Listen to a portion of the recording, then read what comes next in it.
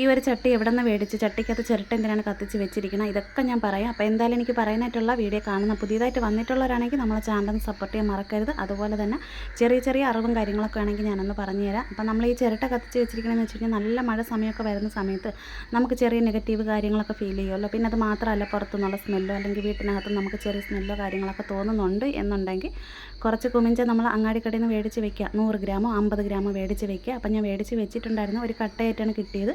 അതിനൊന്ന് പൊടിച്ചതിന് ശേഷം 2-3 ചിരട്ട കത്തിച്ച് ഇതുപോലെ ഒന്ന് കണലാക്കി എടുക്കാം. കണലാക്കി എടുത്തതിന് ശേഷം കുറേശ്ശായിട്ട് ഇട്ട് കൊടുക്കുക. കുറച്ച് മാത്രം, ഇത്ര മാത്രമേ ഇട്ട് കൊടുക്കുന്നുള്ളൂ. ഇത് ഒരുപാട് സമയം നിൽക്കും. ഇതിപ്പോൾ നമ്മൾ അടുക്കളയിൽ, 2 അടുക്കളയിൽ, റൂമുകളിൽ, ഹാളിൽ എല്ലാ സ്ഥലത്തും കൊണ്ടുവയ്ക്കും. പിന്നെ കട്ടിലിൻ്റെ അടിയിലൊക്കെ വെക്കുകയാണെന്നുണ്ടെങ്കിൽ നമുക്ക് നല്ലതുപോലെ പുക തങ്ങി നിൽക്കും കേട്ടോ.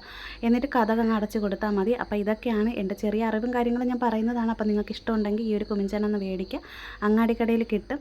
അപ്പോൾ എന്തായാലും ഈ ഒരു ചട്ടി, മൺചട്ടി, മൺകലം വെക്കുന്നവരെ കയ്യിൽ നിന്ന് മേടിച്ച് 30-40 രൂപ കൊടുക്കുമ്പോൾ കിട്ടും. അപ്പോൾ എന്തായാലും വീഡിയോ ഇഷ്ടപ്പെട്ട് സപ്പോർട്ട് ചെയ്യാനായിട്ട് മറക്കല്ലേ.